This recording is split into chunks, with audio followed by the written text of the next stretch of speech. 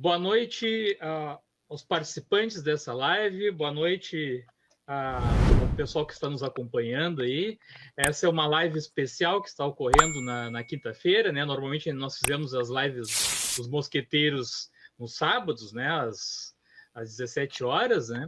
Mas hoje é uma live especial já pensando nas eleições para o CEPERS 2020, né?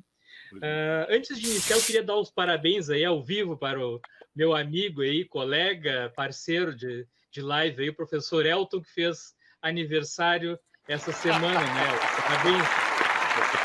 Eu estou esperando o presente. Pode dizer quantos anos aí ou não? Não. Bom, para quem está entrando a primeira vez aqui na página do Café com o Professor Viegas, né, na nossa live aí, já pedi para o pessoal seguir, né, porque quando a gente abre uma live aí, já recebe a notificação. Também se inscrever no canal do Professor Viegas, eu sempre posto depois uma versão editada da live lá, né? E também agora tem a versão em podcast no Café com o Professor Viegas, tá? Também tem o nosso parceiro de live aí, o Felipe Fidal Fraga, que tem o AL Podcast, que é o podcast da Escola André Leão Puente, que é parceiro aí, então, do Café com o Professor Viegas, tá? Eu vou colocar aqui, então, o item apresentação, eu vou passar para o professor Elton primeiro fazer as considerações iniciais e depois para as convidadas.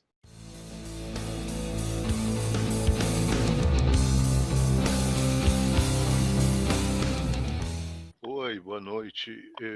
Queria dar meu boa noite aí para as professoras, dirigentes, né? Neida Oliveira, Mari Andréia. Muito prazer em falar com vocês aqui no canal do Professor Viegas, Café com o Professor Viegas. Né? E como nós vamos falar sobre o CEPERS aí, as próximas eleições, e como vocês também vão lançar chapas, né, candidaturas, eu acho importante a gente poder falar algumas coisas assim que são bastante presentes atualmente aí no processo político, sindical e em relação ao que está acontecendo com a categoria, né? Então tem alguns pontos aí que todos vão ver que vai estar aí, né? O que a gente vai estar discutindo. As professoras aí dirigentes são muito experientes, sabe? Colocar bem as questões, então acho que vai ser bastante dinâmico. E é em cima daquilo que está acontecendo agora aí, né? Do que a gente precisa melhorar para o nosso sindicato, para um próximo mandato, e que a gente consiga superar algumas dificuldades que nós vamos estar falando, né? Acho que é por aí, então, boa noite. Então, boa noite, o Viegas, o Elton. Queria cumprimentar também o Felipe, que faz parte, não é, deste canal de comunicação que vocês têm, e a gente quer agradecer o espaço e queremos valorizar muito o que vocês construíram nesse período, e principalmente porque é um espaço bastante democrático. E nós achamos que vivemos em tempos que precisamos radicalizar a democracia. Então, meu nome é Neida Oliveira, eu hoje faço parte do Conselho Geral do CEPERS, sou professora, milito na base do CEPERS, sou também uma ativista feminista, tenho bastante orgulho em relação a isto, milito na Constituição Socialista, que é uma corrente interna do PSOL. Boa noite, professor Viegas, professor Elton, prazer receber este convite, né? Numa conjuntura bastante difícil para a nossa categoria, então este espaço de debate vem contribuir muito neste momento. Eu sou professora, né? Estou diretora do 11º Núcleo do CEPERS, Cruz Alta e região, né? Também faço parte da Construção Socialista, uma corrente interna do PSOL. Sou feminista, atuante nas lutas junto com a classe trabalhadora e principalmente com a nossa categoria de funcionários e professores de escola. Bom, nós colocamos aqui o primeiro tópico, que é a atuação da DC, né, da Direção Central, frente ao retorno das aulas presenciais, né? Essa é uma mesma questão que eu coloquei quando nós entrevistamos aí a Neiva, nós entrevistamos também a Helenir, né? A Rejane, né? E nós perguntamos não para a Helenir, claro, né, mas perguntamos para as outras que tiveram aí, o que elas achavam, né, da atuação, né, da direção central em função do que está ocorrendo agora, né? Nós, por exemplo, no momento está tudo vermelho no estado e a ordem é abrir as escolas, manter as escolas abertas, né? Então, eu acho que é uma coisa que a direção do CEPERS tem que pressionar, né, para que isso mude, né? Não pode as escolas estar abertas e está tudo fechando, né? Então, eu gostaria de saber a opinião aí, não sei se começa pela Mari ou pela Neida, acho que é pela Mari, né? Não sei. Eu sou diretora do 11º Núcleo do CEPERS, como eu falei na minha apresentação, e então eu estou fazendo uma luta bastante forte aqui em Cruz Alta e na região. E neste momento a minha avaliação é que a direção central do CEPERS, ela está bastante longe do chão da escola neste momento, principalmente na angústia da categoria, tá? Com a pressão, o assédio moral das coordenadorias e do governo Leite para retomar as aulas presenciais neste momento da pandemia, que já ceifou milhares de vidas em nosso país, né? E milhões de contaminados. Então, diariamente a categoria ela recebe documentos, ofícios, memorandos, recados de WhatsApp das coordenadorias, e isso causa uma preocupação e uma angústia bastante grande na categoria, e neste momento sentimos que a direção central do CEPERS ela joga essa responsabilidade para os núcleos e para as comunidades escolares, tá? E é muito complicado. Então, mas existiu, neste momento, uma unidade muito forte junto dos núcleos do CEPERS com as comunidades escolares para conseguir os decretos nas prefeituras para que tivéssemos as mínimas condições, as condições necessárias de proteger as vidas, tanto da nossa categoria, funcionárias e funcionários de escola, como professores e professoras, mas principalmente proteger as vidas dos nossos alunos e dos seus familiares. E encontramos muito apoio. E nós aqui, enquanto 11º Núcleo, elaboramos uma pesquisa na nona CREA, todas as escolas da nona CREA, nos 11 municípios, na comunidade escolar, né? E essa pesquisa, nós tivemos muita participação, né?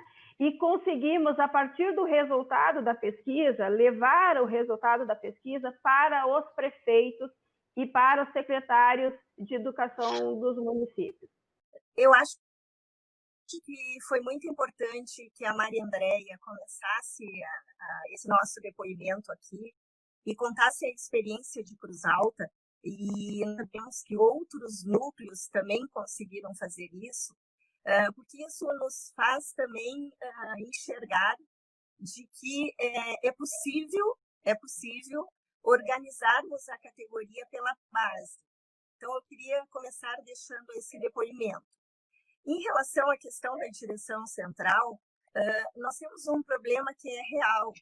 A direção central ela não soube responder e não está sabendo responder de forma adequada esse problema, que é organizar a categoria para resistir com força, porque a direção central, ela, na verdade, ela dirigiu uma grande derrota da categoria.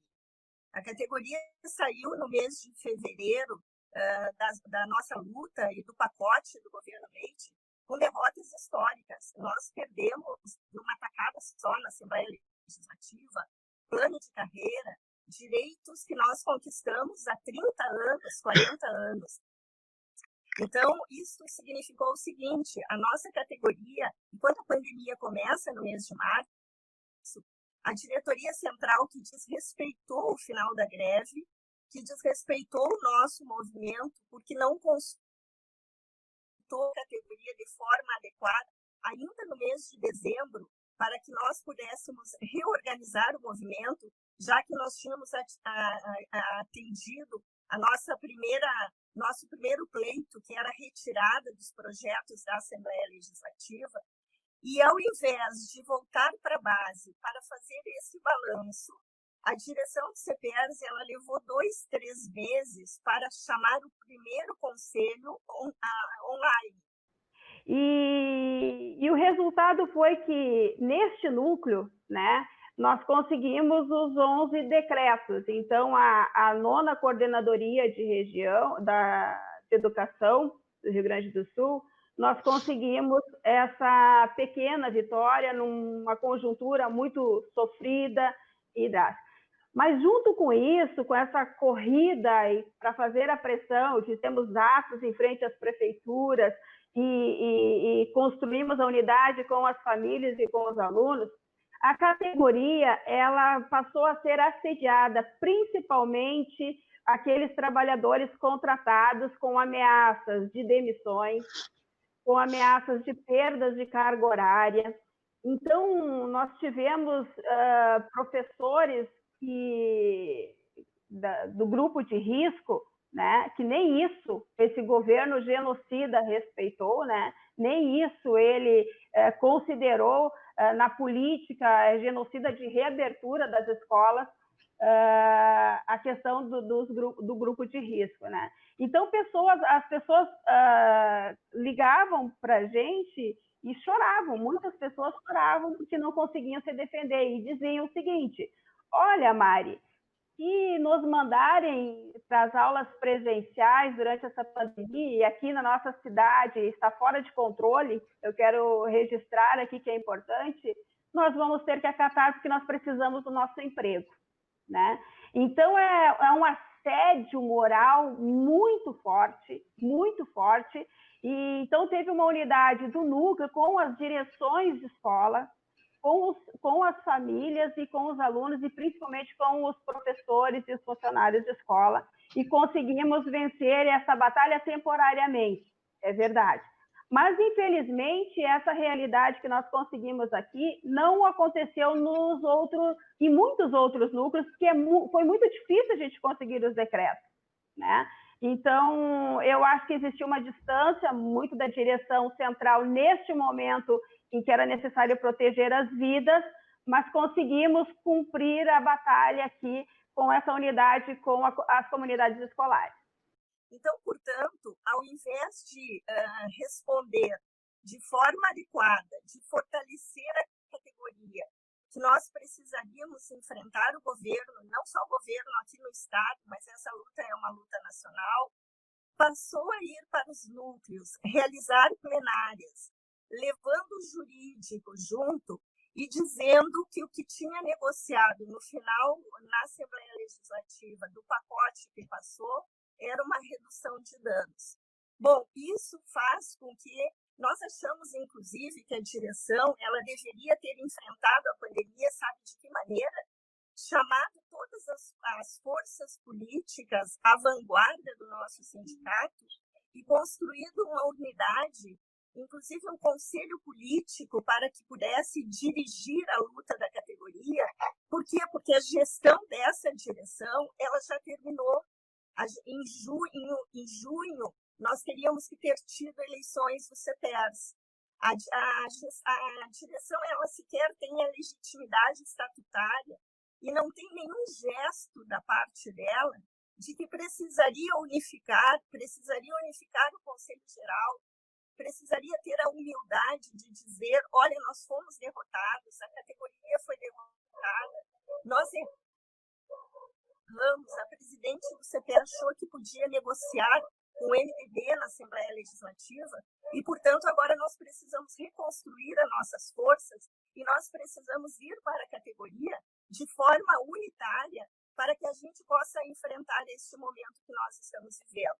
Agora, é importante dizer que o CPERS ele tem condições e a sua história ela precisa ser defendida, e é também importante registrar que nem todos os núcleos seguiram este exemplo de que, já que a direção não responde, de tentar organizar pela base.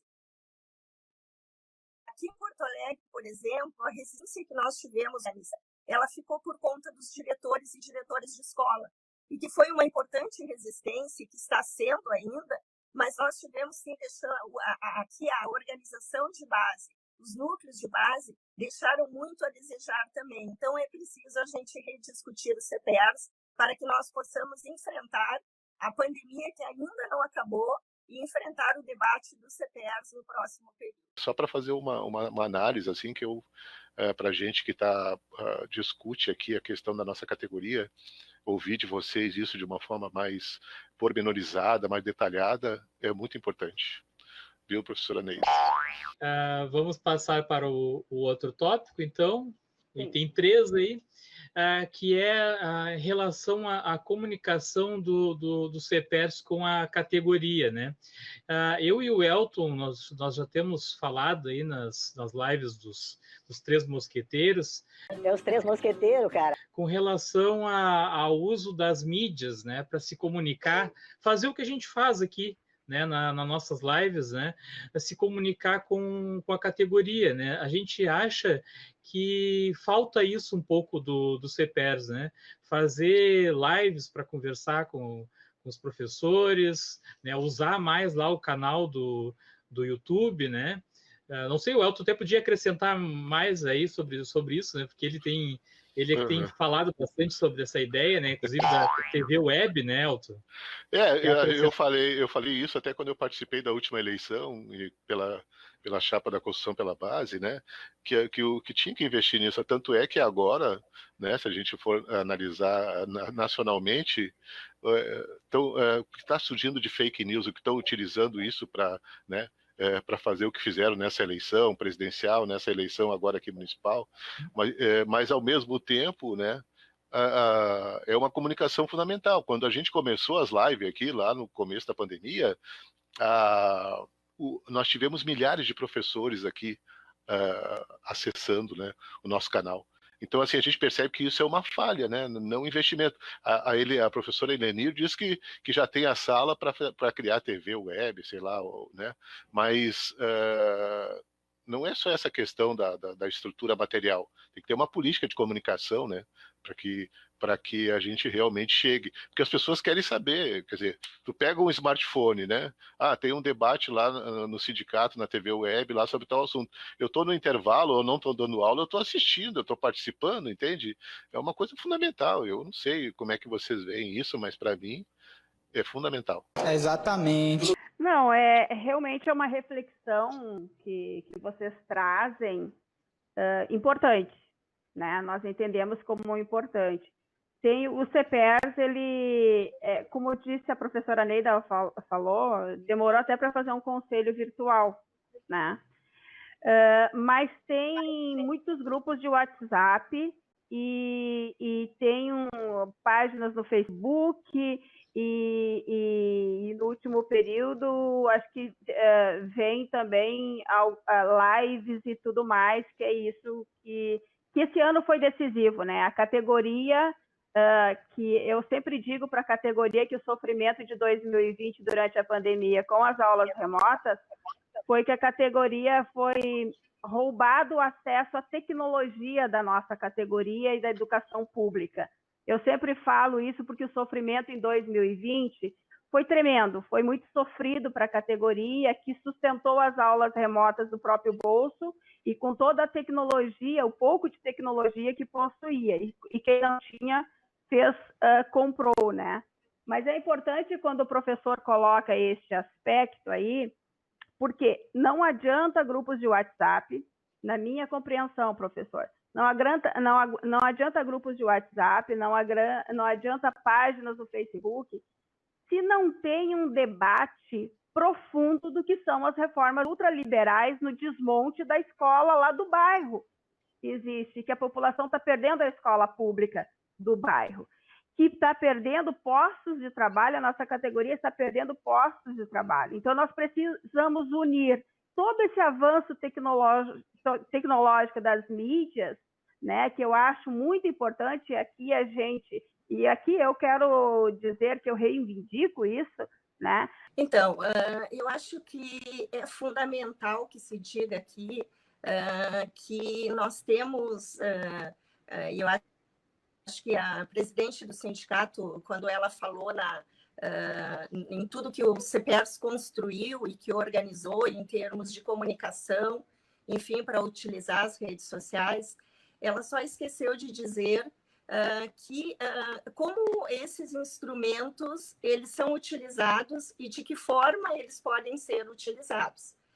Se é verdade, e a Mari tem toda a razão, porque a pandemia e a obrigação que nos foi passada das aulas remotas pegou a categoria completamente despreparada, porque nós não tínhamos isso dentro das escolas, nós não tínhamos internet dentro das escolas, nós não tínhamos computador. A nossa categoria, a maioria dela composta, inclusive, de mulheres e que sustentam as suas famílias. A maioria das famílias tem um computador em casa. As mães acabam não usando o computador para que os filhos usem. Essa era a realidade da nossa categoria quando chegou a pandemia. Era imaginável que a nossa categoria, isso aqui é muito importante a gente dizer, porque é um setor da classe trabalhadora, embora muitas vezes não se reconheça como classe trabalhadora, que tem uma força extraordinária. Apesar de tudo isso, a categoria sem salário, com desconto da greve, endividada, porque hoje não é mais o governo que paga o nosso salário, quem paga o nosso salário é o Banrisul, é ele que é o nosso patrão, porque nós temos que comprar o nosso salário todos os meses. A categoria conseguiu superar isso e está tentando chegar nos alunos e tentando chegar na comunidade escolar. Vocês criaram um canal de comunicação muito importante. Então, se a gente olhar para o potencial que o CEPERS tem organizado, enfim, com o nosso dinheiro, com o dinheiro da categoria, e nós ficarmos durante quase um ano assistindo vídeos aonde falam a presidente do sindicato e o advogado do sindicato, aonde nós não temos nenhuma democracia, não tem uma live do sindicato, aonde o sindicato diga, bom, vamos fazer um debate das nossas diferenças, porque o debate das diferenças, eles ajudam a construir a síntese. Então, não faltam meios para o CEPERS. O que falta no CEPERS é a vontade política, é porque se construiu um campo nesta direção, um campo hegemônico, e a hegemonia é sempre atrasada, a hegemonia é sempre burra, porque a hegemonia, ela impede o debate, a hegemonia, ela fere a democracia. Felizmente, nós estamos muito contentes para a gente dar essa arrancada do debate do CEPERS, que teve um setor da direção que se declarou no último conselho como minoria, porque não concorda com a linha desta direção. Nós aplaudimos isso. Nesse setor, nós temos a secretária-geral do sindicato, a professora Cândida, nós temos o tesoureiro do CEPERS, que também são companheiros que disseram o seguinte, chega, nós não temos essa direção que já completou 6 anos e que já completou 2 gestões, ela precisa sair para fora, ela precisa olhar para o lado, ela precisa construir uma unidade com outros setores para que o CEPERS possa mudar. Mas a gente precisa ter uma direção política realmente que consiga armar a categoria para enfrentar as reformas ultraliberais, como a reforma educacional do governo Temer em 2016, né? Que tirou cargas horárias muito importantes na formação dos nossos jovens, certo? E levou e transformou a distância. E também as reformas da Previdência, que o governo Leite ele se antecipou aqui no Rio Grande do Sul e tudo mais, né? Então, nós precisamos utilizar as mídias, mas precisamos, sim, aprofundar debates. E o CEPERS Sindicato, pela sua história, sempre cumpriu este papel para avançar a consciência e armar a categoria, né, para reconhecer as políticas ultraliberais e as políticas que retiram direitos que os governos estavam se organizando para encaminhar os seus projetos para a Assembleia Legislativa, né? Então, faz 6 anos que a gente vem em derrotas gigantescas no governo Sartori, até viramos piada do governo Sartori, que mandou buscar o piso na Tomeleiro, o desrespeito foi tremendo, e do governo Leite, que ele simplesmente surfa agora com uma política genocida que coloca a vida da nossa categoria, das famílias e dos nossos estudantes em risco durante uma pandemia. Então, as mídias são importantes, eu tenho muito acordo, mas precisa sim ter uma direção política consequente para o nosso sindicato, para armar as lutas no próximo período, porque 2021 promete ser anos bastante difíceis, porque os governos continuam com as políticas de desmonte da educação pública. Então, é necessário que a gente registre aqui. Tem meios, e o CEPERS poderia ter utilizado esses meios de forma muito eficiente, mas ele não fez isso porque não quis, porque foi uma decisão política de não fazer, porque não quer democratizar o sindicato, não quer ouvir aqueles que pensam diferente. Por isso, se nega a fazer assembleias gerais. Nós só tivemos uma assembleia geral. No último conselho, nós nem propusemos uma Assembleia Geral, nós propusemos um conselho ampliado, que era para que as pessoas pudessem se ouvir e falar as suas opiniões. Então, é isso, companheiros. O que acontece é que, se nós tivéssemos esses meios do nosso sindicato, que hoje existe, à disposição da categoria, à disposição desse diálogo com a sociedade, com a comunidade escolar, preparando e armando a categoria, eu tenho certeza que nós estaríamos num outro patamar. É preciso avaliar isso. Nós não estamos sendo irresponsáveis ao colocar isso, porque nós estamos com quase um ano de pandemia, e nós não tivemos, por parte do sindicato, um debate democrático, um debate público que a gente possa fazer de forma respeitosa, mas que cada um possa dizer, que a gente possa ouvir a opinião da categoria, porque cada um de nós que estamos diretamente com a categoria, os professores que estão diretamente com a categoria, cada um que traz a sua opinião, os aposentados que perderam muito e que são base do nosso sindicato, que tiveram uma diminuição de salário na questão da previdência. Então, nós poderíamos ter os meios, as redes sociais, os meios de comunicação, cumprindo um papel revolucionário nessa pandemia. Não estão cumprindo porque tem uma decisão política de não democratizar o sindicato e de não fazer o balanço para começar de novo, porque os balanços são importantes.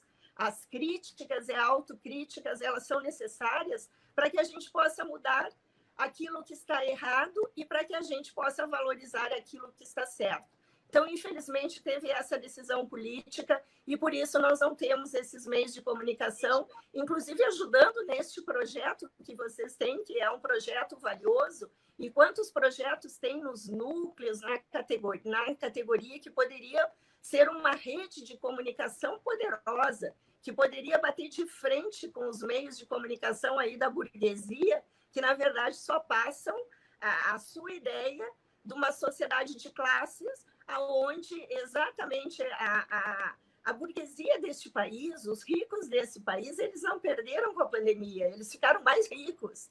Então, portanto, nós poderíamos estar contribuindo, sim, fazendo uma revolução, utilizando essa tecnologia e, quiçá, a gente consiga construir isso para o próximo período. E vocês são importantes para nos ajudar a cobrar isso também. A questão da comunicação, a gente pode citar o nosso exemplo, né? Como a gente conseguiu atingir tantos professores aí que participaram das nossas lives aí, principalmente no período ali que o pessoal ainda não sabia lidar com essa tecnologia, né?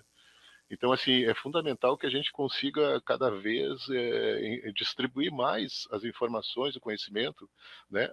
Sem exagero, foram milhares de professores que participaram aqui das nossas primeiras lives, né? E que a gente conseguiu trazer o debate. Então, é fundamental que os colegas, né, os servidores das escolas, todo mundo, participem participem. Não tem o nível de consciência política aí que vocês têm, né? Não tem essa visão mais aprofundada, mas eles têm que participar, porque a gente só vai conseguir mudar essa direção do CPR se a base começar a cutucar e cobrar, porque se ficar só numa casta política que entende, né, nós não vamos mudar nada, porque daí vai ser um jogo, né?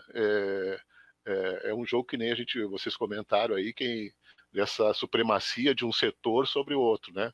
Nós não vamos mudar isso sem a categoria participar. E, para mim, eu tenho um certo entusiasmo porque a categoria começou a participar mais, eu acho. Na nossa escola, por exemplo, a gente gerou debates fortíssimos que, se nós não tivesse esse canal, não geraríamos, né? Ficaria tudo lá entre quatro paredes. Por isso que eu acho fundamental. Essa questão da comunicação, né?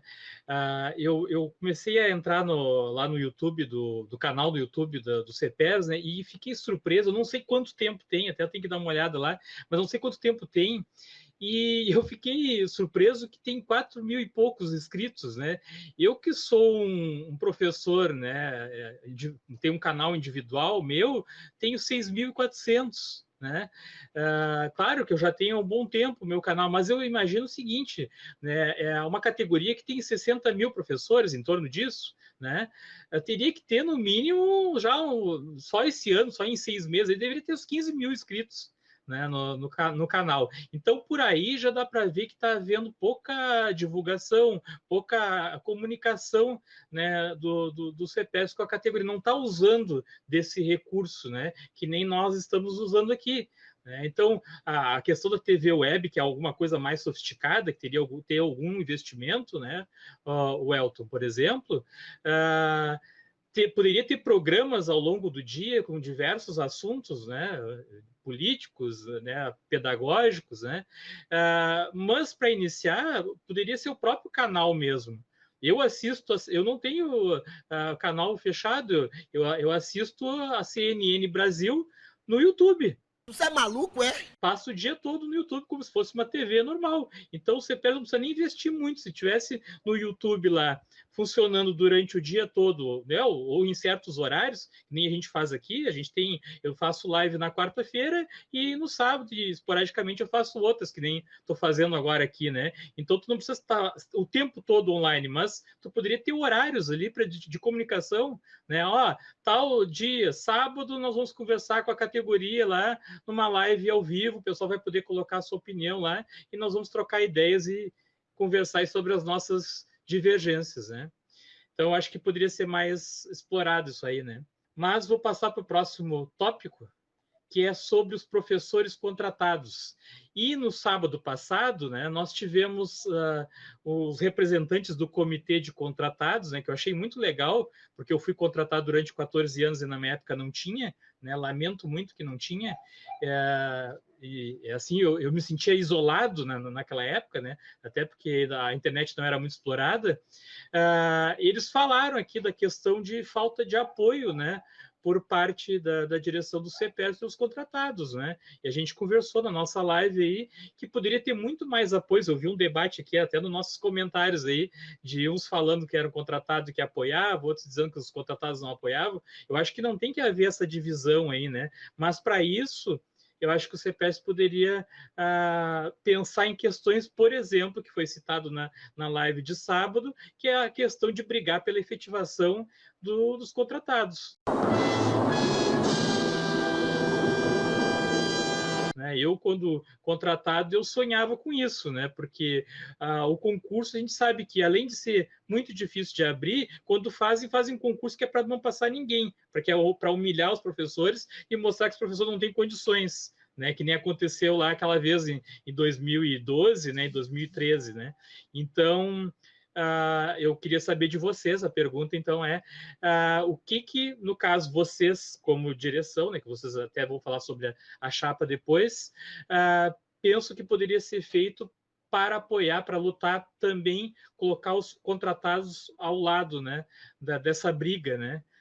O que poderia ter de proposta? Porque o que eles falaram no sábado passado é que eles não dão prioridade pelo concurso, eles dão prioridade pela briga da efetivação, né? Que eu sei que tem muita gente que é contra isso, mas eu não vejo motivo por que dessa bronca, né? Porque eu acho que não muda em nada para quem é concursado se a partir de agora pudesse ser efetivado esses contratados que estão há 10 anos, por exemplo, dando aula. Eu fiquei 14 anos dando aula como contrato, tem gente que fica 20, né? Então, eu queria saber de vocês aí, podemos começar pela Mari. A questão dos nossos colegas contratados é extremamente difícil, né? Principalmente neste momento de assédio de governos ultraliberais, né? E é que as ameaças são muito pontuais na redução de postos de trabalho e nas demissões dos contratados. Hoje, os contratados, se um contratado fica doente, né, precisa se afastar, obviamente, a pessoa é demitida, perde o contrato. Então, realmente, a situação ela é catastrófica, né? E a questão dessa luta dos contratados, e é muito importante que este debate esteja dentro do CEPERS. Por quê? Porque nós precisamos nos organizar para avançar na nossa, coesionar todos, né? Aí, por quê? Porque a reforma de 2016, ela reduziu postos de trabalho, tá? E os primeiros a serem demitidos eram os nossos colegas contratados. Para se ter uma ideia, aqui na nossa região, nós tivemos que fazer uma guerra com a Nona CRE, porque em março de 2019, o governo decidiu não homologar quase 500 matrículas dos nossos alunos para poder reduzir o número de professores contratados aqui na Nona CRE. Então, assim, o governo ele utiliza e ameaça diariamente esses trabalhadores de demissões. Uhum. Bem, em primeiro lugar, eu quero saudar o Comitê dos Contratados. Primeiro porque eu tenho uma relação política, não é, muito franca, e uma relação política principalmente com o Fábio, que há anos a gente está lado a lado nessa luta em defesa dos direitos dos contratados. Então, isso para nós é fundamental. Segundo lugar, eu queria dizer aqui que a luta dos contratados, ela não pode ser encarada como uma luta contraditória à defesa do serviço público, à defesa do concurso público. Nós continuamos defendendo o serviço público. Nós continuamos defendendo que tenha concurso em todas as áreas. Isso, a gente não pode dizer que a gente tem que escolher entre um ou outro. Eu acho que esse debate dos contratados, ele já avançou bastante no sindicato, num setor muito conservador do sindicato, inclusive setor que faz parte dessa direção, aonde eu já fui várias vezes vaiadas em assembleias gerais, pela defesa dos contratados. Então, sempre que a gente fala na questão dos contratados, a gente é acusado que é contra o concurso público.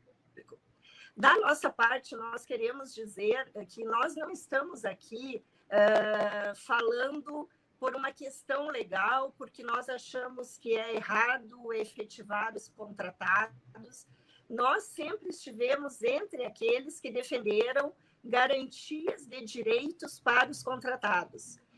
Nós sempre defendemos que os contratados tivessem estabilidade, que eles não ficassem refém todos os anos, porque, afinal de contas, se esses colegas, eles são colegas que são capazes de atender os nossos alunos e nas escolas por 5, 10, 20 anos, por que esses colegas eles têm que serem jogados de um lado para o outro?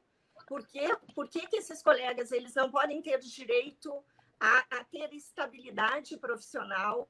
Por que esses colegas não podem ter o direito de ter fundo de garantia? E os núcleos, porque daí a gente está muito próximo das escolas, a gente tem que ir fazer um enfrentamento diário com as coordenadorias. Então, só para se ter uma ideia, em março de 2019, nós conseguimos que não fossem demitidos vários contratados, né? Agora é preciso a gente unificar e enfrentar esse debate de frente, né? Temos muitas dificuldades, e isso que os contratados estiveram nas últimas greves, junto, porque nós tivemos a greve de 2016, 2017 e 2019, foram greves de massas, e ainda assim não teve uma política para derrotar o governo Sartori e o governo Leite. E isso não teve uma direção política para proteger direitos da categoria de conjunto. Você imagina na questão dos contratados, né? Então, enquanto as diferentes opiniões do Conselho e das correntes políticas, se não forem levadas em conta nesse debate, vai enfraquecer a luta dos contratados. Nós somos um núcleo que travamos diretamente a luta com as CREs aqui para proteger o emprego dos nossos colegas. Agora, precisamos avançar enquanto direção central do CEPERS, porque todo o início de ano, o Executivo encaminha para a Assembleia Legislativa os projetos de lei para manter os contratos ou demitir os contratos. Então, todo o início de ano é um sofrimento constante e ficamos reféns do parlamento, de um parlamento reacionário, de um parlamento nas mãos de deputados, infelizmente, à direita, que a única coisa que eles querem é demitir para reduzir postos de trabalho, para economizar recursos do investimento da educação pública e para fechar escolas. Então, eu quero passar para a companheira Neida, porque a gente já vem travando esse debate dentro com os núcleos e tudo mais, mas precisamos de um espaço na direção central para que sejamos honestos nesse debate com os nossos colegas contratados. Então, nós precisamos limpar entre nós essa discussão. Nós achamos que nós temos que nos unificarmos em torno das garantias de direitos dos contratados. Agora, o que nós queríamos alertar a nossa categoria e a base da categoria, e inclusive esse diálogo a gente faz com o Comitê dos Contratados, é que esta luta ela não pode ser utilizada por setores de uma forma oportunista. Nós precisamos ter clareza de como nós vamos lutar para ter essas garantias, para que os nossos colegas tenham essas garantias, para que a gente não leve essa luta para dentro de uma Assembleia Legislativa ou então para dentro de um jurídico, de um advogado, e para que a gente não deixe que isso seja usado como forma de barganha. Isso não pode ser um divisor de águas do sindicato.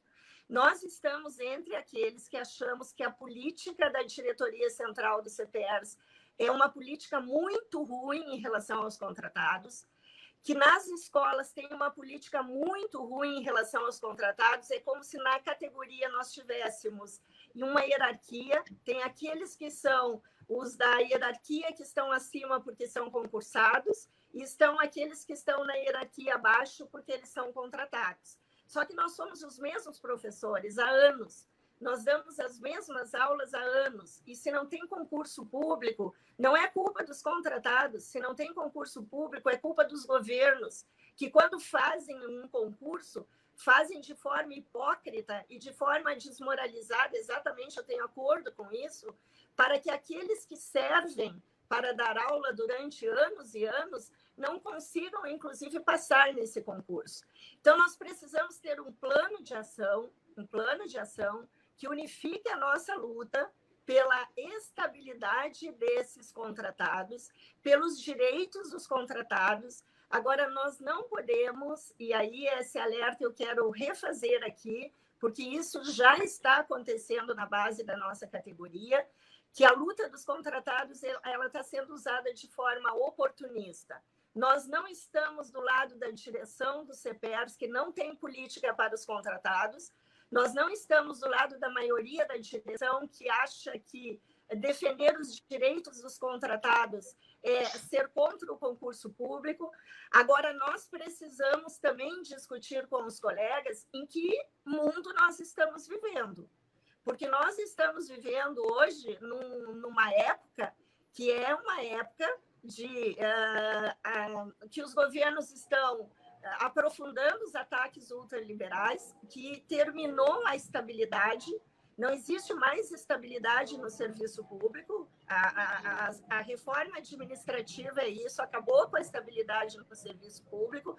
Nós estamos todos no mesmo barco, mesmo aqueles que fizeram os últimos concursos, porque aqueles que fizeram os últimos concursos já não têm mais essa garantia da estabilidade. Então, nós precisamos ter muita calma nessa hora. Nós queremos, inclusive, na construção deste campo que nós estamos fazendo, porque ainda não é uma chapa, nós vamos falar isso depois, nós queremos dialogar muito com o Comitê dos Contratados, nós queremos retomar o diálogo que nós sempre tivemos. Nós sempre estivemos juntos, em todas as greves, em todas as assembleias, defendendo os direitos dos contratados. Agora, nós achamos que está, de alguma maneira, sendo utilizado de uma forma oportunista essa questão da efetivação. Porque a gente deixa de discutir como que a gente vai fazer a garantia de direitos e leva para uma única fórmula, que seria a efetivação, quando a gente sabe que isso não é possível nessa correlação de forças.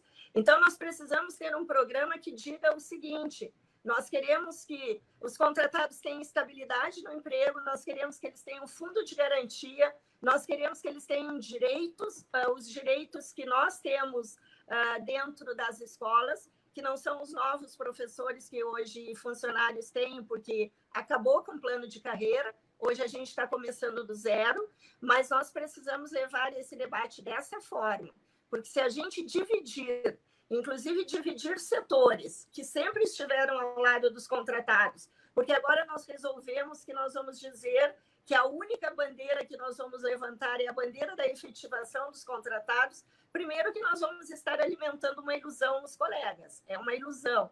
Se tem alguém na Assembleia Legislativa, ou se tem alguém, ou algum advogado que está dizendo que é possível apresentar um projeto de lei, que é possível a efetivação, na verdade, estão faltando com a verdade. O que nós precisamos hoje é isso.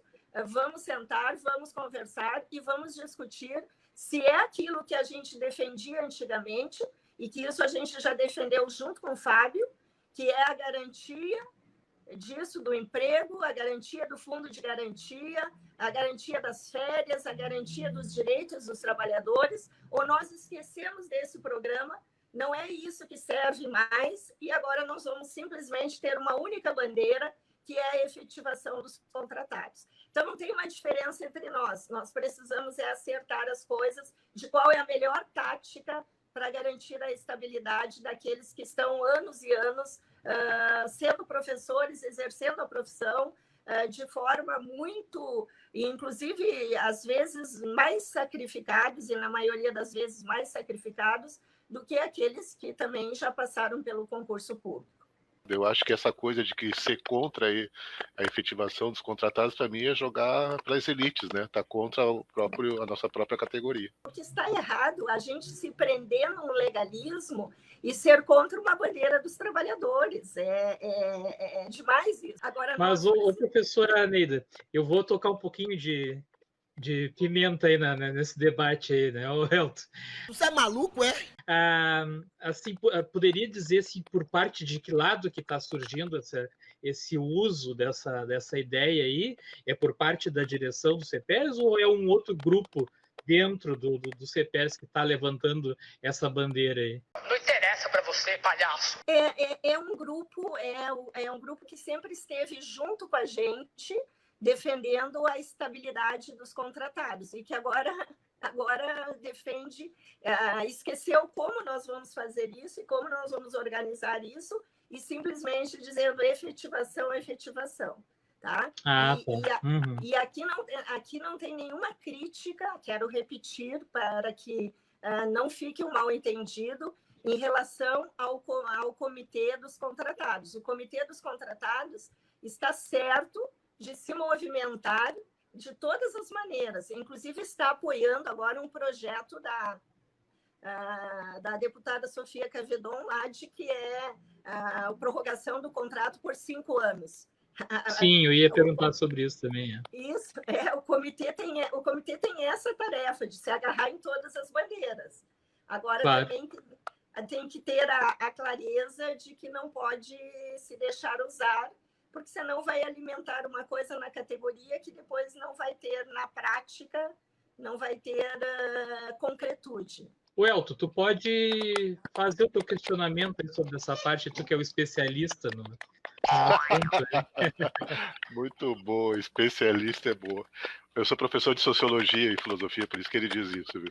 Mas enfim, assim, ó, eu tô desde 2002 no estado, eu já militei muito em movimento popular, sindical, movimento estudantil, eu já fiz um monte de estripulias, mas enfim, assim, eu percebo, né, desde que eu entrei no magistério estadual, que os nossos colegas, assim, nós temos um percentual muito grande de colegas que não têm consciência sindical, não têm consciência política, muito pelo contrário, são extremamente conservadores, muitos são contra o sindicato, não têm a mínima ideia de qual é o papel do sindicato, né? E isso não é uma coisa assim, eu não estou falando, é uma coisa séria, é grave, né? Na minha escola tem isso, né? Tem escolas aí, agora, por exemplo, nas eleições aí, votando nesse candidato aí, que ganhou, que é contra nós, que votou contra nós na Assembleia Legislativa, né? Nós temos gente aí defendendo coisas absurdas, né? Que não tem a mínima consciência de classe, né? Não tem a mínima consciência de classe, uma coisa assustadora. Por isso que eu falei tanto nesse aspecto aí da comunicação, por causa disso, que a gente tem que mudar isso, porque eu acho que tem muita gente boa aí que precisa ser que o sindicato chegue mais perto, né, que o sindicato dê apoio, né, no sentido de que ele possa se envolver mais, né. Então, assim, nós temos que trabalhar essa questão da conscientização política dos nossos professores e funcionários de escola. Tá? É muito triste ver isso. Eu já trabalhei em outras categorias, né, e é assustador ver professor que não tem consciência política, né? Claro que a gente sabe que tem todo um contexto que pode explicar isso, mas é muito triste, muito assustador, né? E nós temos que fazer alguma coisa para mudar esse quadro aí na nossa categoria. Não, eu tenho muito acordo com a fala do professor e dizer o seguinte: o sindicato, neste momento, é fundamental nessa conjuntura para, pelo menos, tentar cumprir este papel de ajudar a avançar a consciência, não só da nossa categoria, mas aonde a gente, nos espaços que é possível chegar através do CEPER Sindicato. E aqui a gente procura dialogar com os trabalhadores da saúde, com os trabalhadores dos municipários, com os trabalhadores da Corsã, com o conjunto, porque o sindicato ele possibilita essa comunicação com o conjunto dos trabalhadores, porque a nossa categoria ela precisa saber de uma coisa: nós não vamos nos salvar sozinhos da política ultraliberal do Estado mínimo. Não vamos nos salvar sozinhos. Nós precisamos nos juntar com o conjunto da classe trabalhadora. Mas, para isso, é importante a gente fazer uma reflexão aqui, provocada pelo professor Elton. É preciso ter um sindicato com muita democracia interna, que as diferentes opiniões sejam ouvidas e consideradas para que seja possível a construção de uma síntese para avançar, certo? E quando a gente, fazendo uma análise, fazendo uma reflexão, e isso é muito doído para mim, acho que é doído para a nossa categoria também, para muitos muitos professores, muitos funcionários da nossa categoria, que quando o governo Sartori, né, simplesmente ele fez piada na nossa categoria, e fomos piada na boca de um governador que mandou nós buscar o nosso piso, que foi uma luta tão grande na Tumeleiro, isso é muito revoltante. Mas não serviu essa atitude deste governador, não serviu para nós aprofundar a política que o governo estava aplicando naquele momento no estado do Rio Grande do Sul e que, infelizmente, né, resultou, de certa forma, no enfraquecimento da nossa intervenção em muitos espaços. Então, aqui e resultando agora no governo Leite, que surfa, né? Surfa com facilidade, com aquela habilidade nos discursos, e ele foi longe com uma política que agora ele se identifica bastante na questão da pandemia com o governo Bolsonaro. Então, quando um sindicato ele não consegue dialogar com a categoria a ponto de mostrar profundamente que Bolsonaro e o governo Leite são faces da mesma moeda, estamos com um problema dentro do sindicato. Tá? E isso passa pelos métodos, isso passa pela falta de democracia, isso passa pela falta de ter no interior do sindicato as diferentes opiniões. Isso passa que quando foi aprovado o nosso plano de carreira, passa por uma falta de democracia que nem consultou a própria diretoria e muito menos o conselho do CEPER e muito menos a base da categoria sobre as negociações do pacote da morte que resultou numa derrota histórica para a nossa categoria. Então, avançar na consciência dentro de um sindicato perpassa também pela democracia e que isso sirva de lição para quem está dentro do sindicato, que nós precisamos disputar a linha política do nosso sindicato, que é uma ferramenta fundamental numa conjuntura extremamente dura que estamos enfrentando hoje no Brasil e aqui no Rio Grande do Sul. Na nossa opinião, nós estamos numa encruzilhada, porque nós não conseguimos, a nossa geração, e aqui eu acho que é importante, não é? Porque nós estamos aqui com pessoas que têm uma história de luta, enfim, que têm a sua história em diferentes movimentos e no sindicato, nós não conseguimos construir uma ponte da consciência que nós tivemos, e eu acho que nós cometemos muitos erros, por certo, cometemos, mas nós não conseguimos construir uma ponte no sentido de, primeiro, valorizar as ferramentas da classe trabalhadora e, em segundo lugar, sermos exemplo para que a gente possa construir essa identidade de classes para a nova geração.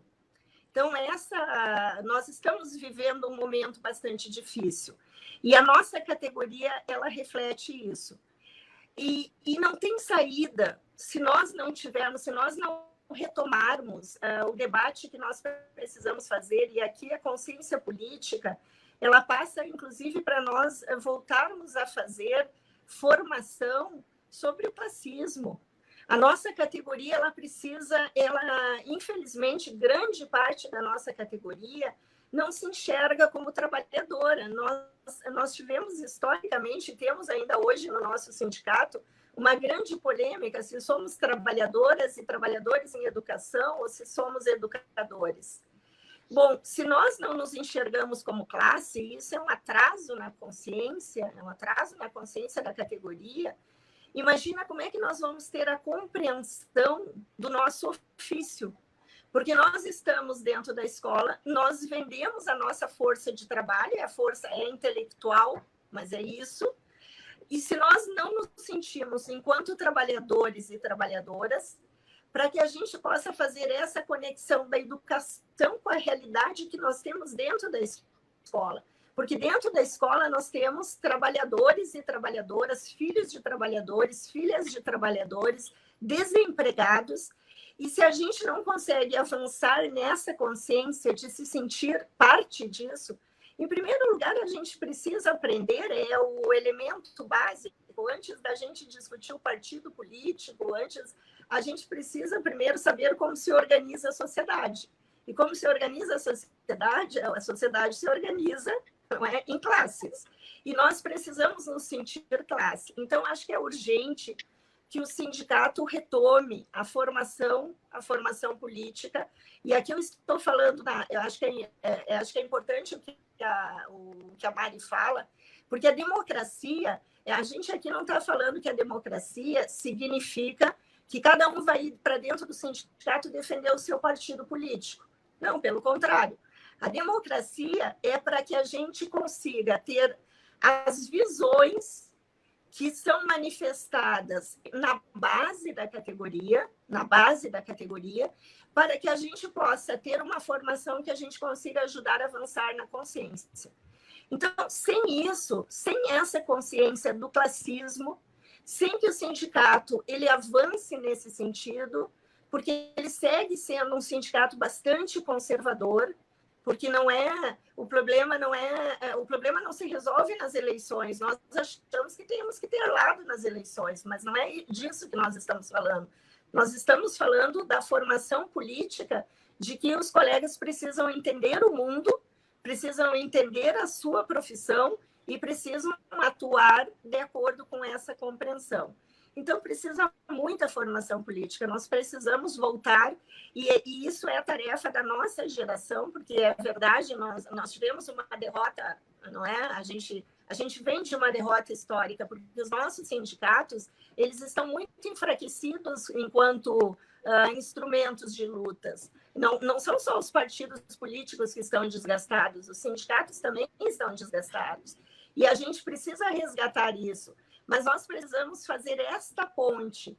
Como é que faz a ponte da nossa história do classismo exatamente com as novas gerações? Então, nós estamos muito preocupados em relação a isso. Eu brincava com o Viegas lá no WhatsApp, quando a gente falou hoje de manhã.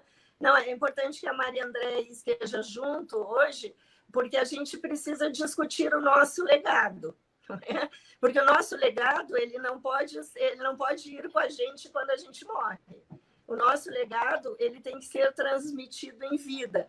E nós precisamos fazer isso, nós precisamos fazer essa conexão com a juventude, porque nós sabemos que a nossa juventude hoje é a vanguarda das lutas. Sem a juventude não tem revolução, sem a juventude não tem luta antirracista, não tem luta feminista, mas precisamos construir essa identidade de classe. E isso é só através da prática, que é a luta, e da teoria. A gente precisa de teoria para a formação. Que é a questão da greve, né? Eu perguntei para a Neiva aqui, quando ela foi entrevistada pelos mosqueteiros, né? Se ela achava que a greve ainda era uma ferramenta efetiva, né? E eu lembrei até aquela situação que teve lá no Pepsi On Stage, né? Lá em 2012, acho que 13, não lembro. Eu sei que naquela situação lá, né? Muita gente estava decidido a fazer a greve e se chegou lá e a direção votou por terminar, né, com a greve, né? E de lá para cá eu percebo que se perdeu muito, né, o poder com o uso da greve. Tanto é que parece que os governos não respeitam mais, né, esse direito de greve, né? Desconta o salário dos professores, não mesmo o professor recuperando as aulas não pagam, né? E uma coisa que eu me incomodo muito, que eu sempre vejo, nem ganhou nada e já está se discutindo com o governo como é que vai ser a recuperação da greve, né? Isso me incomoda muito, porque se tu não ganhou nada, não tem por que recuperar a greve. Aí eu já ouvi dizer assim, mas é que nós temos um compromisso com a educação, com o professor. Não, tudo bem, mas assim, ninguém trabalha por amor, né?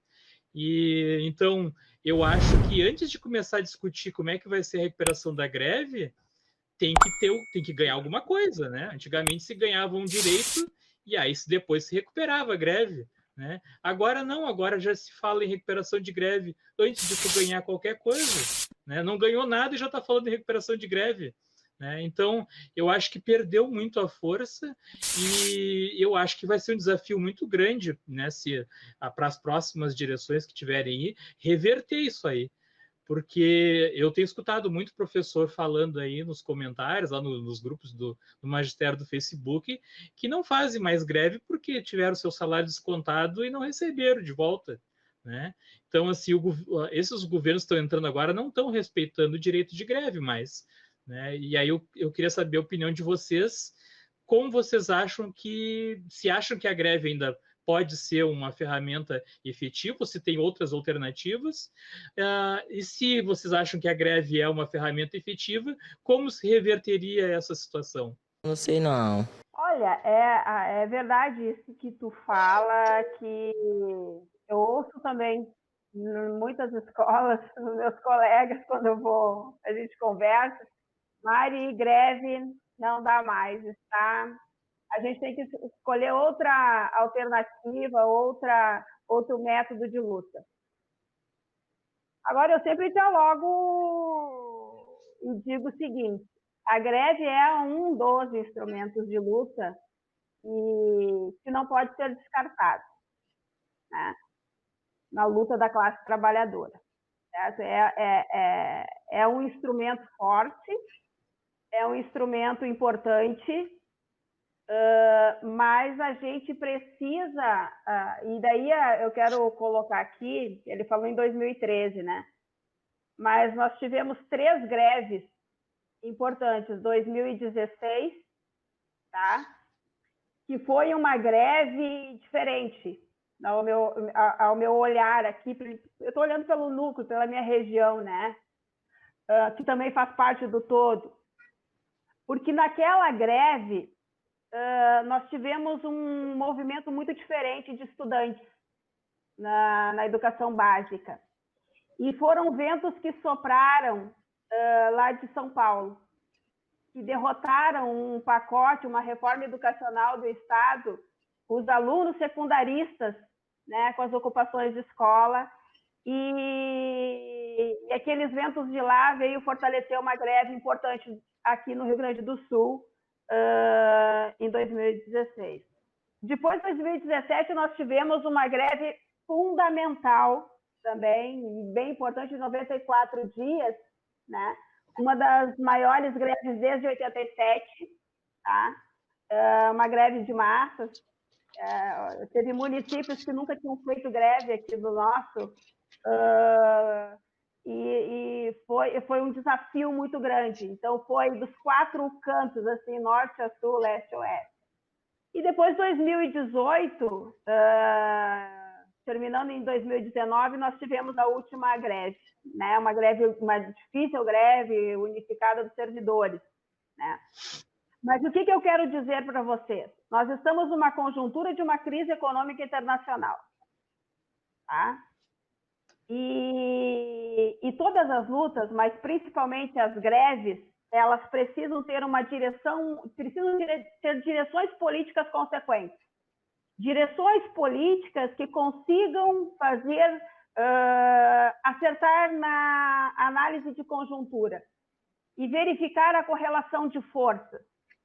Na nossa última greve, uma greve muito importante, muito sofrida para a nossa categoria, desesperadora, é melhor dizendo, onde nós tivemos pessoas que faltou comida em casa, porque nós tivemos que fazer aqui, com os descontos de salário do governo Leite, nós tivemos que fazer vaquinhas, vender bolo em frente ao Banrisul. Tudo isso nós fizemos aqui, porque é importante, porque a gente tem que saber o lugar em que nós estamos nessa sociedade, e o nosso lugar, aonde a gente está localizado, é da classe trabalhadora. Não é possível descartar esse método de luta, mas nós precisamos avançar na construção de outros métodos, certo? Mas este método de luta é um método que eu entendo como uma zona de guerra, onde o exército pode ser derrotado, mas quem não luta já está derrotado. Então, mesmo quando eu sou derrotada numa greve, eu estou falando isso por uma experiência muito pessoal aqui, porque eu sempre convenço os meus companheiros, os meus colegas, professores, os nossos alunos da importância de lutar e dizer que a luta, eu acredito que muda a vida, né? E quando a gente está numa praça, enfrentando a polícia, enfrentando esses governos ultraliberais que tiram o emprego, que tiram a educação do povo, que tiram a saúde do povo, eu quero te dizer que estar nessa zona de guerra me fortalece enquanto uma militante sindical, uma militante de construção política. Então, eu quero dizer para os colegas da minha categoria e a juventude e os servidores e os trabalhadores da iniciativa privada que sofrem muito mais ainda, né? Que é preciso unir forças, não descartar um método de luta importante, mas precisamos construir a unidade. Não só a unidade de uma categoria, mas a unidade de uma classe. Então, eu quero dizer que eu acredito muito, pessoalmente, eu acredito muito nesse instrumento de luta ainda. Agora, só é possível vitórias com uma direção política consequente, porque de loucuras a nossa categoria está cansada, tá? E de diálogos a nossa categoria também está extremamente cansada. Então, precisamos de uma direção política consequente, porque, com certeza, nosso 2021 aponta desafios gigantescos para a nossa categoria. É verdade. Escola de guerra é sempre difícil, não é? Porque a escola de guerra ainda não é a própria guerra. É a gente se preparando para a guerra.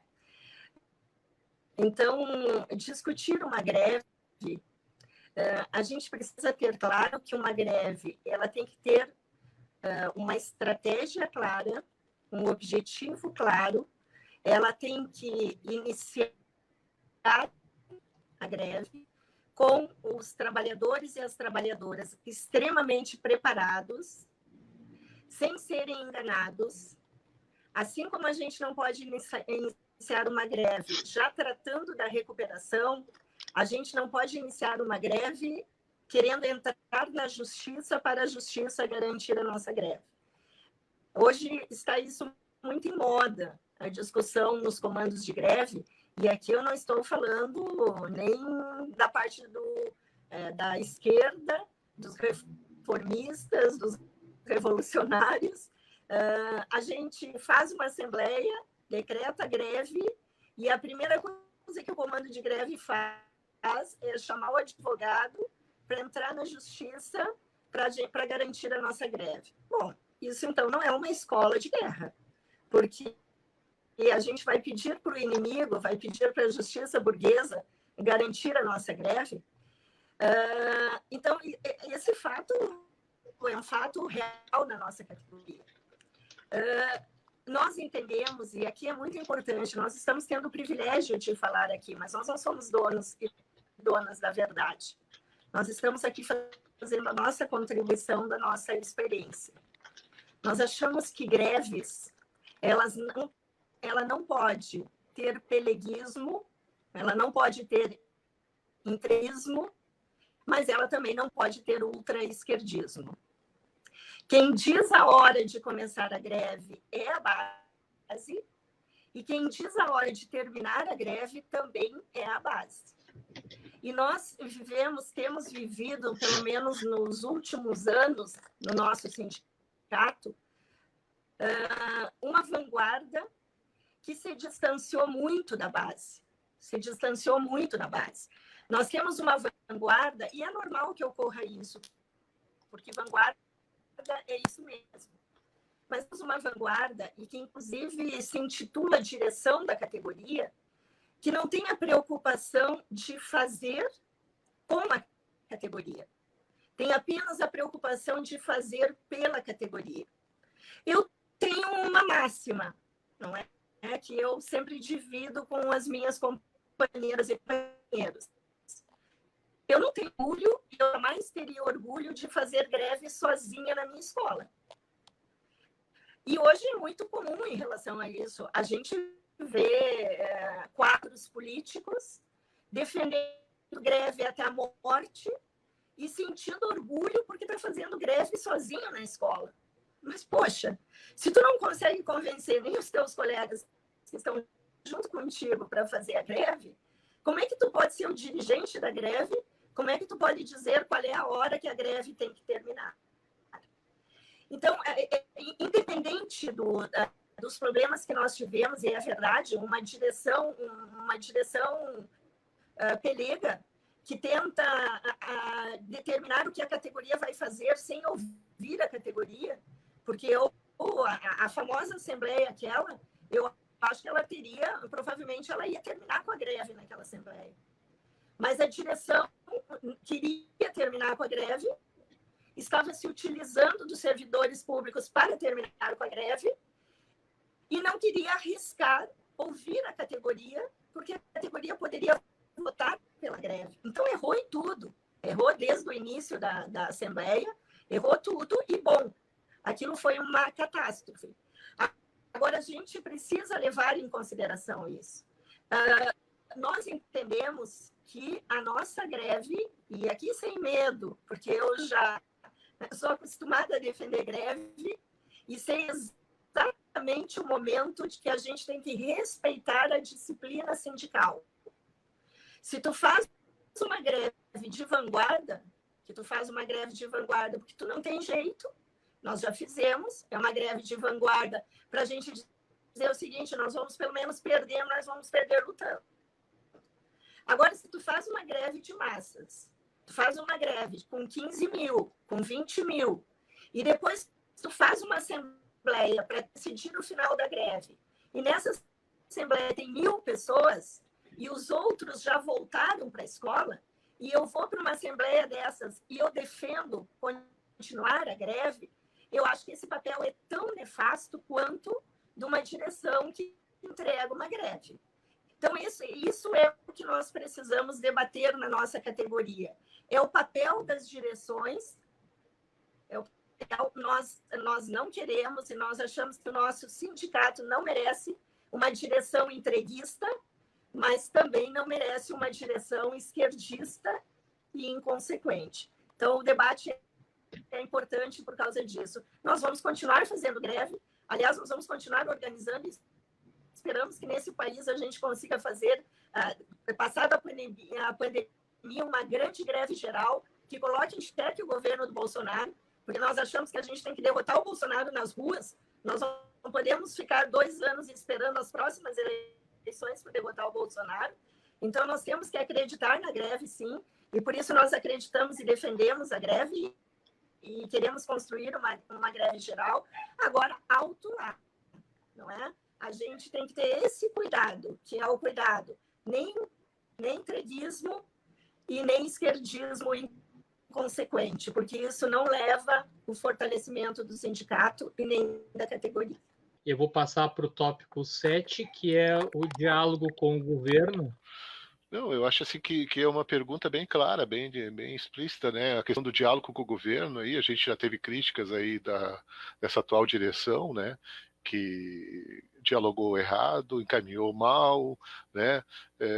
Enfim, assim, eu quero qual seria a opinião das duas, de qual é a maneira que nós temos que enfrentar os governos, dialogar com esses governos, né? Claro que tem governos que são mais acessíveis e tudo mais, mas assim, o que a gente tem que fazer com isso? Não sei! Olha, sobre esse aspecto, acho que a primeira coisa que tem que ser avaliada por quem dirige um sindicato é se a outra parte quer dialogar, né? Eu não vi isso do Sartori e não vejo do Leite, muito pelo contrário. Aliás, eu vejo que eles não dialogam, que tem uma insistência da presidente em relação a dialogar, mas o governo Sartori simplesmente virou as costas e o governo Leite ele aplica a política dele com muita facilidade e segue ainda a linha do diálogo. Eu acho que não cabe mais isso. Por quê? porque não foi por falta de muita luta da categoria. Não foi. Não foi por falta de luta do conjunto dos servidores, entende? Chega uma hora que a categoria lutou, né? Mas o Leite, ele aplicou a política e segue a linha bolsonarista agora, colocando as vidas da nossa categoria em risco. E mais, ele coloca em risco as famílias, os alunos, pode ter um colapso humanitário e ele não ouve o sindicato, certo? Então, não é possível dialogar. Então, o que eu quero colocar aqui é que a gente está um pouco cansado dessa linha, né? Ali, quando teve a questão da última greve, é preciso se ouvir dentro do sindicato para tirar a melhor estratégia, né, para fazer um enfrentamento. Agora, quando a decisão fica em uma ou duas pessoas junto com o jurídico, eu acho que não está respaldado pela base da categoria, nem pelos diretores de núcleo, porque eu quero dizer, eu não me sinto representada nesse aspecto, porque a gente fez uma dura batalha aqui, né? Nós passamos, as viagens, bom, só para vocês terem uma noção, 5 horas de viagem para ir nas lutas de Porto Alegre, nós não faltamos em nenhuma. A categoria foi extremamente, assim, olha, extremamente lutadora nesse aspecto e eu reivindico muito a nossa categoria. Agora, dialogar com a base do MDB, com a base aliada do PSDB na Assembleia Legislativa, não é possível. É preciso consultar as bases, é preciso consultar o conselho da entidade e é preciso consultar as direções dos 42 núcleos, que são direções regionais que representam a categoria no estado do Rio Grande do Sul. Então, isso é o mínimo, né? Então, diálogo, Leite e Sartori, eles não quiseram dialogar com o CEPERS e essa política não pode continuar dentro do sindicato. Nós precisamos de mudanças, e são mudanças urgentes, porque o próximo período,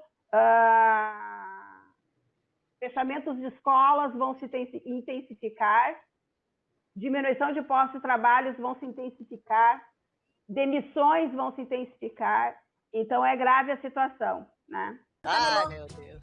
É tarefa do sindicato representar a categoria. Mas um sindicato ele só tem força para representar a categoria se ele está representando os anseios da base. Se ele tem força para representar a categoria, os governos, por óbvio, vão respeitar o sindicato.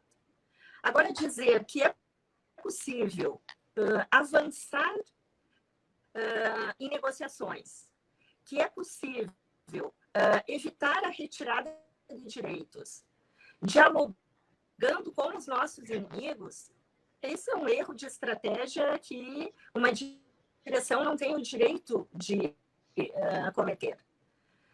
Para que a gente possa arrancar conquistas, para que esses governos aceitem conversar com as direções, para que esses governos respeitem as categorias, nós precisamos organizar a categoria para lutar e para enfrentar o governo. Então, o diálogo até a exaustão já está provado que ele só leva a categoria à derrota. Mas isso não significa que não é tarefa da direção, porque às vezes é cansativo. A gente ouve um debate dizendo que, bom, mas é tarefa da direção dialogar com o governo. Não, é tarefa da direção representar a categoria. Porque não é possível tu fazer um diálogo com alguém. Será que a direção acha que batendo no ombro lá do Leite, a direção vai arrancar alguma coisa? Será que essa direção achava que recebendo o Eduardo Leite lá no sindicato, será que essa direção acha que tendo uma caracterização que este governo seria diferente do governo Sartori, um governo do PSDB, porque tinha uma cara de bom moço, porque era mais elegante, porque era mais educado, era um governo do diálogo? Não, esse governo não era o governo do diálogo. Então, portanto, o conteúdo que está expresso nessa estratégia é um conteúdo que leva à derrota da categoria. Os governos, eles precisam ser tudo que a gente vai conseguir arrancar e tudo que a gente vai conseguir defender é com o respaldo e com a mobilização da categoria. Portanto, é uma tática completamente equivocada. Essa palavra, ela desgasta, ela desmobiliza, ela desarma a categoria, porque a categoria fica numa expectativa que a direção vai lá, conversa com o governo, que a direção sabe conversar bem, que a direção sabe dialogar bem, e que, portanto, ela vai lá e vai conquistar e vai representar a categoria. E isso não é verdade, não existe, e não tem diálogo com quem precisa ser enfrentado para atender as nossas reivindicações. Então tá, próximo e último tópico são as eleições para a direção do FEPERS 2020. Né? Primeiro eu queria saber se já tem se já foi aberto as inscrições para as chapas, se vocês já têm uma chapa montada, vocês estão representando uma chapa, para qual cargo seria cada uma das professoras aí?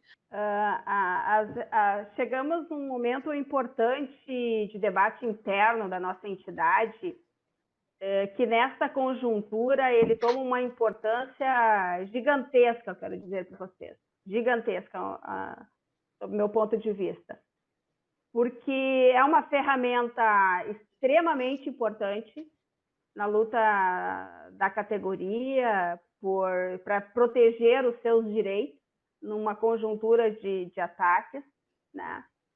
A gestão terminou em junho, né? E não está aberto o processo eleitoral ainda, certo? Mas nós aqui do 11º Núcleo, a gente vem debatendo, obviamente, né? E começa esse debate, mas não está aberto o processo.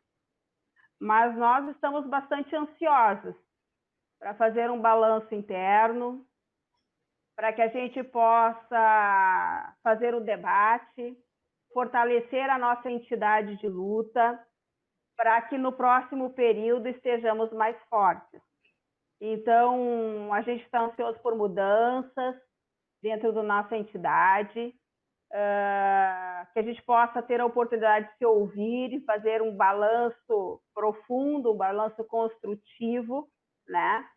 Para que a gente possa reorganizar a nossa luta, né? Claro, eu faço, enquanto 11º Núcleo, enquanto estou dirigente desse núcleo neste momento, estou participando de debates de um campo, né? Estou bastante animada, confesso para vocês que eu estou extremamente animada com essa construção que estamos fazendo, com esse debate interno que estamos fazendo, né? Então, eu vejo perspectivas muito boas para fortalecer o CPER Sindicato no próximo período, né? Mas ainda não está definido e organizado. O processo ainda não está aberto. Estamos fazendo o debate, sim. Então, vejam bem, no mês de abril, a nossa entidade ela teria que abrir o processo eleitoral para que, no máximo, no mês de junho, fizesse a eleição. Nós, no primeiro conselho que aconteceu, nós tivemos acordo, todos nós, de que como a gestão ainda não tinha terminado, nós precisávamos esperar do como ia transcorrer a questão da pandemia, porque o nosso principal objetivo era defender a vida e defender a vida da nossa categoria. mesmo sabendo que esta direção não estava respondendo de forma adequada, mas nós achávamos que não era o momento de abrir o debate eleitoral. Outras entidades pelo país afora não prorrogaram os seus mandatos, ou se prorrogaram os seus mandatos, fizeram de forma aberta e discutida na base da categoria. No CEPERS não ocorreu isso. Quando nós chegamos no mês de julho, nós defendemos que a gente deveria marcar para o mês de dezembro, que a direção, o Conselho Geral, deveria aprovar a prorrogação do mandato dessa direção até o mês de dezembro, porque nós teríamos todas as condições, então, de focarmos apenas na luta unitária, na defesa da categoria, e essa proposta, e no mês de dezembro, então, nós decidiríamos o que faríamos com a eleição. Essa proposta foi a proposta que nós apresentamos no Conselho Geral. Essa proposta não passou.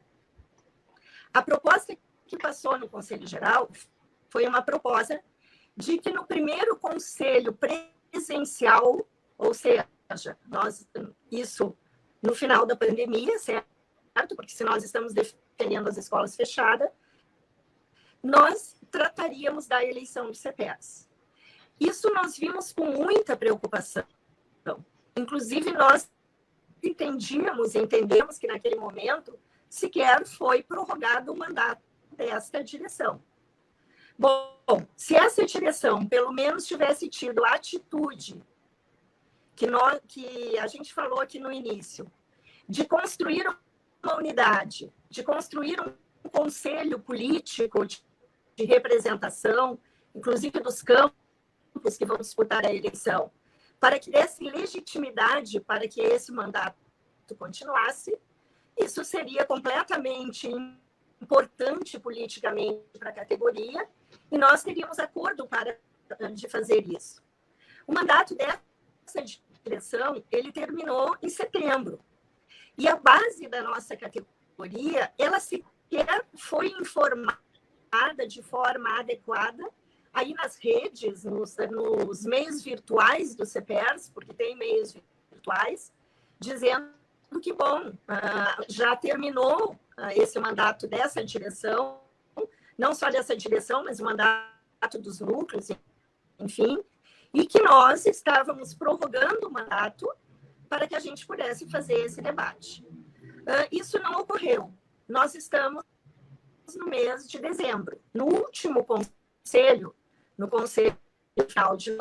Mas, no meio disso, inclusive, tinha pesquisa em Facebook, enfim, aí nas redes sociais, perguntando para a categoria, que a categoria se posicionasse, se a professora Elenir, que é presidente do sindicato, deveria ter um terceiro mandato, deveria ser a candidata novamente.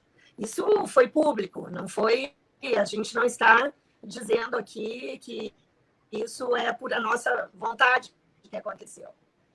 Mas nós ainda seguimos esperando isso. Tá? Nós ainda conseguimos esperando isso. Quando chegou nesse conselho, agora final, sem colocar na pauta, a direção do CEPERS levou uma proposta de que a nossa eleição ela pode ser uma eleição que use o método virtual, certo? Porque, bom, como a gente não tem solução para a pandemia, bom, nós queremos discutir esse método com a categoria. E nós, jamais nós vamos ser contra a gente dizer, não, nós somos contra o método virtual.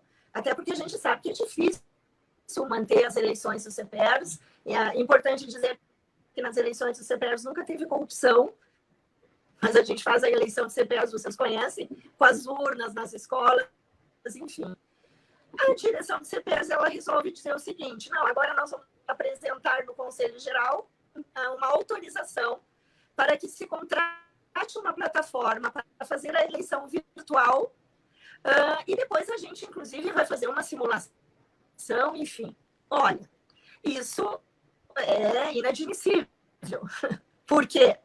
Porque se nós não podemos fazer um debate sobre o término do mandato, a prorrogação do mandato, e pensarmos junto a eleição, e pensarmos juntos sobre qual vai ser o método para a eleição, então nós não podemos assinar um cheque em branco. Aí nós apresentamos a seguinte proposta, tá? De que a gente abrisse o debate na categoria, inclusive sobre o método, e que a gente chamasse um conselho ampliado e que daí sim a gente fizesse, abrisse o processo eleitoral. Isso é tão grave que está acontecendo, não é? Que nesse Conselho Geral teve um setor da direção, um setor minoritário da direção, que começou o Conselho apresentando a sua carta de ruptura política. Não é que os companheiros vão entregar os cargos deles na direção, porque eles foram eleitos pela categoria, mas eles se colocam como minoria na direção, porque querem uma eleição democrática e querem uma eleição discutida na base. Bom, se vamos fazer uma eleição virtual, a primeira coisa que nós precisamos fazer é aquilo que nós não fizemos na pandemia, é aquilo que o PES não fez na pandemia. Usar os seus meios de comunicação para discutir as eleições do sindicato. Isso é que nós estamos exigindo dessa direção, porque nós estamos bastante preocupados. Bom, a prova que vai ser virtual, aplica isso, porque daí independe do tal conselho presencial, independe da volta às aulas, independe disso, e sequer a categoria tomou consciência de que esta gestão já terminou e que a gente precisa fazer o balanço da gestão e que a gente precisa se organizar para apresentar alternativas para a categoria. Nós queremos esse processo e é por isso que nós decidimos que nós vamos abrir esse debate na base. Então, nós aceitamos o convite de hoje, porque nós queremos primeiro esclarecer a categoria o que está acontecendo no sindicato e também informar para a categoria que nós estamos construindo uma alternativa, que nós estamos chamando de um campo alternativo.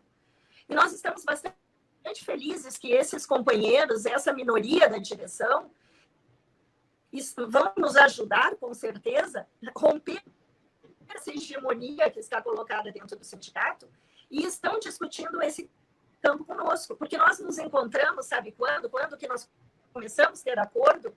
Lá na praça, lá na Assembleia Legislativa, quando a presidente do CEPERS decidiu que iria lá negociar com o MDB e sequer a direção do CPAs de conjunto, e sequer as pessoas que estavam na praça, e sequer o Conselho Geral foi chamado para autorizar uma negociação pelo que eles dizem que era para reduzir danos. Ora, o que é reduzir danos? Tu perder conquista de 30 anos. Então, portanto, é por isso que nós estamos abrindo esse debate. Então, não tem uma chapa, nós não somos candidatas a cargo nenhum, mas tem uma coisa diferente. Nós não estamos começando esse debate discutindo os cargos. Quem é que vai ser presidente do sindicato? Aliás, porque nós achamos que tem que mudar o CPERS. Nós achamos que o CPERS cada vez mais fica presidencialista. E que o sindicato presidencialista, conservador como é, ele não vai abrir e ele não vai se preparar para as novas gerações. Então, por isso, o debate está aberto. Nós não temos a eleição marcada, as forças políticas estão discutindo e nós queremos que a base da categoria discuta, porque nós não achamos que o monopólio das eleições é da superestrutura, o monopólio das eleições é das correntes políticas. Nós achamos, inclusive, que esse debate tem que ser aberto na base da categoria, inclusive para que a categoria se prepare, organize chapas nos núcleos, apresente chapas para a direção central. Então, é nesse pé que nós estamos. Nós estamos, nesse momento, defendendo que a gente construa uma alternativa. A nossa alternativa, ela se contrapõe ao entreguismo, mas ela se contrapõe ao esquerdismo também. E nós não queremos aventuras. Nós queremos uma alternativa que seja consequente, construída pela base. Então, nós estamos fazendo várias plenárias virtuais desse campo, inclusive, não para apresentar uma chapa, porque não é o momento.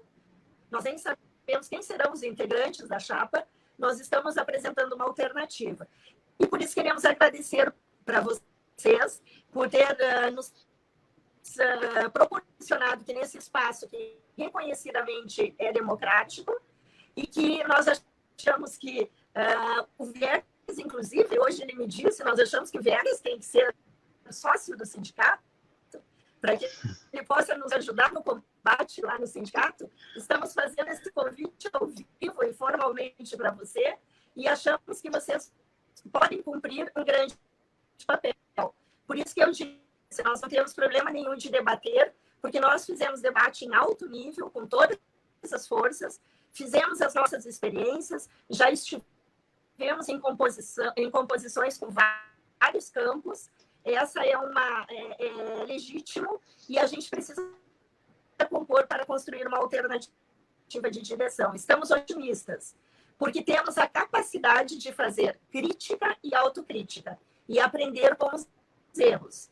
Nós não achamos que nós temos condições de apresentar para a base da categoria. Olha, aqui nós somos os melhores, nós queremos construir com a categoria e estamos fazendo isso, defendendo a vida, participando de todas as mobilizações, dando a batalha nos núcleos, porque nos núcleos onde nós dirigimos e nós estamos, a gente tem a obrigação de suprir as faltas da direção. A gente não pode ficar chorando.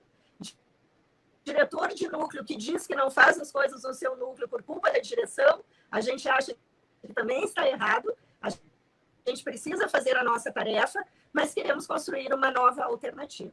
E já encerro, então, agradecendo o espaço e esperamos que a base da nossa categoria assuma para si o debate para essa construção. Um grande abraço e, mais uma vez, muito obrigada a vocês. É só agradecer aí a presença das professoras, um ótimo debate, alto nível, né? A gente viu aí nas manifestações que as pessoas gostaram muito, né, da live, isso é muito positivo. Eu acho assim, eu não sei se vocês falaram a questão de radicalizar a democracia. Para mim, nesse momento, radicalizar a democracia é radicalizar a comunicação. Temos que fazer com que a base realmente participe. Não dá mais, né, para a gente ter, sei lá, um grupo que leva e o resto vai de arrasto, né, que nem a gente diz, né? Eu acho que isso aí já era. Com essas novas mídias, então, ficou mais evidente. Cada vez mais as pessoas estão querendo falar e dizer o que elas pensam e o que elas querem. E a nossa categoria, eu acho que também tem que fazer isso aí. Então, temos que radicalizar a comunicação. Obrigado, viu, pela presença de vocês. Eu quero agradecer o convite, né? Nós de Cruz Alta e região aqui, a gente faz uma saudação para vocês aí, Elton e Viegas, aí, a gente manda um forte abraço aí para vocês e dizer, obrigado. Nós temos muito acordo aí com a proposta do Elton, né? Porque é isso, a gente está nessa batalha aí interna dentro do sindicato, o Elton fazendo um esforço para chegar até a base da nossa categoria, que a gente entende que é a nossa tarefa. E um grande beijo para quem acompanhou a nossa live aí, tá, pessoal? Um forte abraço a todos aí e a todas. Eu queria agradecer, então, a professora Zila, que está nos acompanhando aí, que foi ela que fez intermediou esse debate aí, essa participação de vocês, né? Agradecer a vocês por ter aceito o nosso convite para participar da live, a todos que estão nos acompanhando, compartilha, já se inscreve no canal do professor Viegas lá. Não. E não deixa de seguir a página aqui para acompanhar quando a gente entra com uma live aí, aparece a notificação. No sábado a gente tem os 3 mosqueteiros da educação, né, professor Elton? E vai estar a professora Soninha, da 24ª Coordenadoria de Educação, vai estar participando da live. Tá? Então, obrigado a todos e até a próxima. Dale, Grêmio!